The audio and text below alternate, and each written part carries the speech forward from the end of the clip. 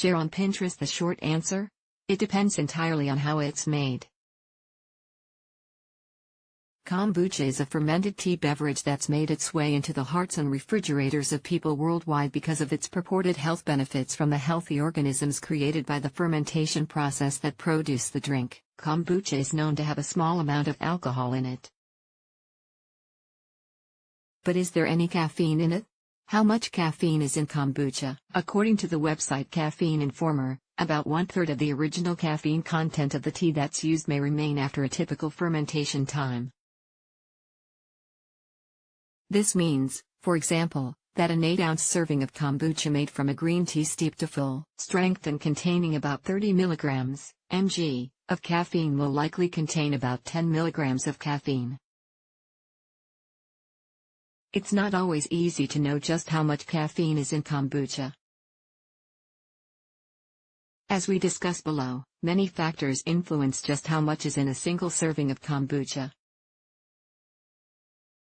How hard is it to know if kombucha has caffeine or not? Estimation is hard to accomplish if you're buying a pre-made kombucha from the grocery store. Most manufacturers include the amount of caffeine per serving on the bottle. But not all of them do. Small, local kombucha producers that serve their products at farmers markets may not be able to estimate the amount of caffeine with the same precision as large-scale corporations with industrial-grade tools. So, it's hard to know just how much caffeine is in the bottle. What influences caffeine content? The long answer? It depends on the caffeine content of the brewed tea, and not all green and black tea varieties have the same amount of caffeine. In general, most of these types of teas have much less caffeine than the amount that's in a typical cup of coffee. That is, about 25 to 30 mg in a cup of tea to 75 to 80 mg in coffee. But this amount also depends on other factors, including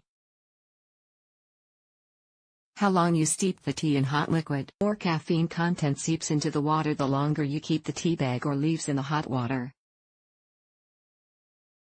How long the kombucha ferments. Natural processes from the bacteria colonization break down the caffeine that's in the tea and ultimately reduce the amount of caffeine that's in the final product. How much caffeine has been added to the kombucha blend? Some kombucha you buy at the store contains ingredients with natural caffeine content or has had caffeine added to it. Look closely at the ingredients list, and check for any indications of how much caffeine content is in the product, usually measured in milligrams. It starts with tea. Kombucha starts with a mixture of sugar tea of your choice, preferably black or green tea, particular strains of yeast and bacteria. Then, you let the mixture sit at room temperature for a number of weeks to let the yeast and bacteria ferment. Trusted source: the liquid. The fermentation process trusted source results in the introduction of the following ingredients trusted source into the mixture: carbon dioxide. The alcohol acetic acid. A mushroom-like layer grows at the surface of the mixture. It's called the symbiotic colony of bacteria and yeast, SCOBY. How can I reduce the amount of caffeine in my kombucha? If you're concerned about reducing the amount of caffeine in your kombucha, especially if you drink kombucha regularly, it is pretty delicious. Here are some tips for reducing your caffeine consumption while keeping up your kombucha habit. Choose teas with less caffeine. If you're making your own kombucha, look closely at how much caffeine is in the tea you're using to create the base. Decaffeinated teas are available.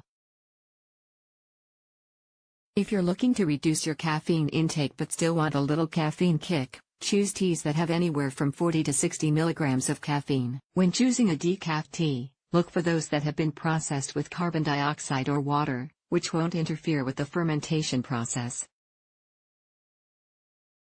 Find a steeping time that works for you. Steeping time is key to both the flavor and caffeine content of a black or green tea.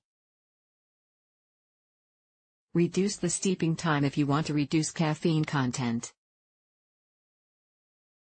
Typically, You want to steep tea for about 5 to 10 minutes for a balance of flavor and caffeine content. The heat of the water initially used to steep the tea can also affect how quickly the tea compounds seep into the water. So, you may want to let the water cool a bit before you steep so that less caffeine gets into the mixture. Look for the listed caffeine content on every bottle. Every kombucha manufacturer labels their bottles differently,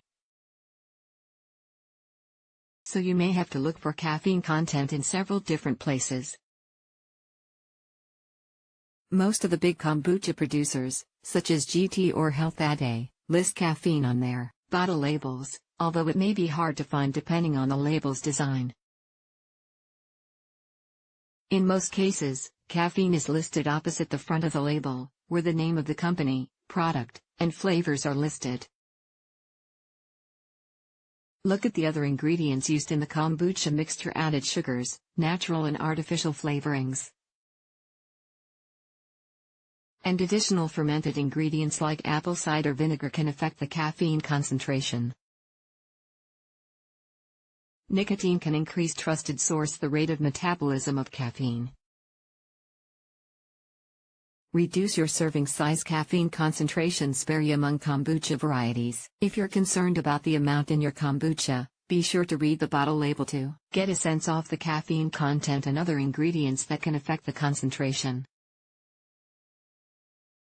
Drinking less than a 1/8 ounce serving or opting for kombucha made with decaffeinated teas can also ensure you consume less caffeine. Now, it's time to drink. But not too much.